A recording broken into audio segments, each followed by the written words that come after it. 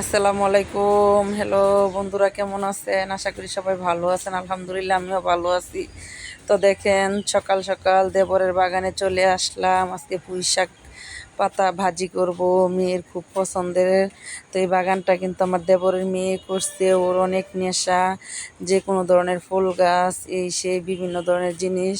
আর দেখেন, আমার মুখে একটা সমস্যা হয়েছে, একদম ভেসে রয়েছে। আপনারা আমার জন্য দোয়া করবেন যাতে আমার শরীরটা ভালো থাকে।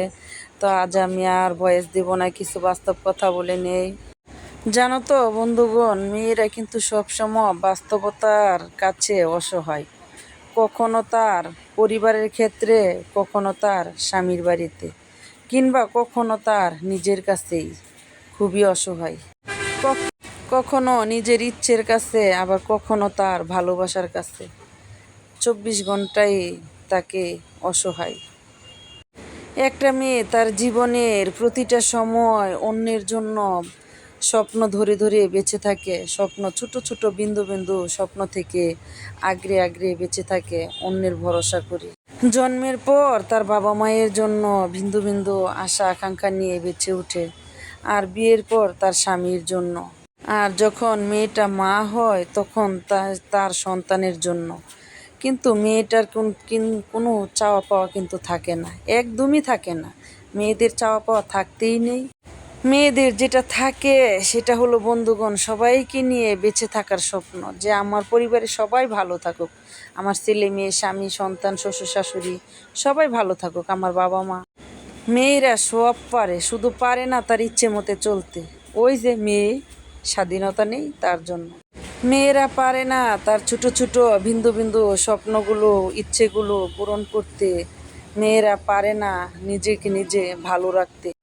যদি জন্মের পর থেকে বড় বেড়ে ওঠার সাথে সাথে বাবা মায়ের কথা মতে চলে, তাহলে মেয়েটা খুবই ভালো।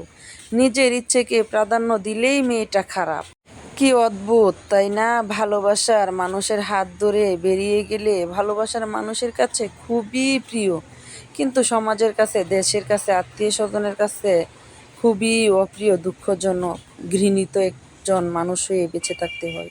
অথচ বাবা মার কথা চিন্তা করে যদি ভালোবাসার মানুষের হাত ধরে না যায়, তাহলে সে কি হয়? বেঈমান, স্বার্থপর, নিকৃষ্ট। আচ্ছা, একটা কথা বলতে পারবেন, মেয়েরা যাবে কোথায়? কার মতরা প্রাধান্য দিবে? নিজের মত না ফ্যামিলির মত? মেয়ে মানে কিছু করার আগে হাজারবার চিন্তা করতে হয়, ভাবতে হয়।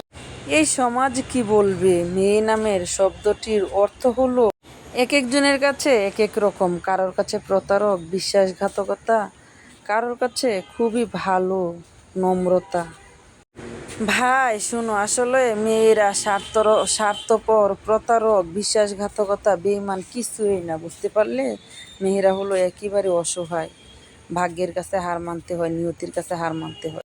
মেয়েরা যদি স্বার্থপর থাকতো, তাহলে কোনো সন্তানই পৃথিবীর মুখ দেখতো না। কারণ দুনিয়াতে একটি মাই জানে একটি সন্তান জন্ম দেওয়ার সময় কতটা পরিশ্রম করতে হয়, কত দুঃখের সম্মুখীন হতে হয়। স্বামী কেন আসামি হয়? স্বামী কেন ভালো থাকে না? স্বামী কেন পরক্রিয়া করে? এটার কারণটা কি? সে আমাকে একদম সহ্যই করতে পারে না, সে আমাকে দু চোখে দেখতেই পারে না। এটার কারণটা কি? স্বামী শব্দের অর্থ হলো তোমার মালিক। দুনিয়াবি বিয়ের পরে তোমার মালিক তোমার স্বামী।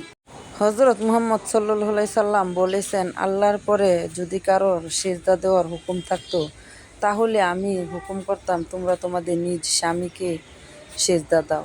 তাহলে স্বামী কত বড় নিয়ামত, তোমরা বুঝতে পারছো? আল্লাহ তাআলা আরও বলেন, পুরুষরা নারীদের প্রতি দায়িত্বশীল। আল্লাহ পাক আরও বলেন যে একজনের উপরে আরেকজনকে শ্রেষ্ঠত্বর মর্যাদা দিয়েছে।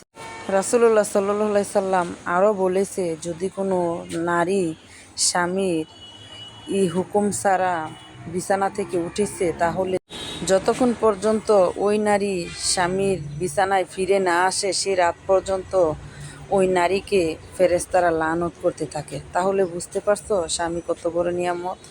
তো বন্ধুগণ, আজ এই পর্যন্তই। কিছু কথা নিয়ে তোমাদের সাথে আলোচনা করলাম, আশা করি ভালো লাগবে।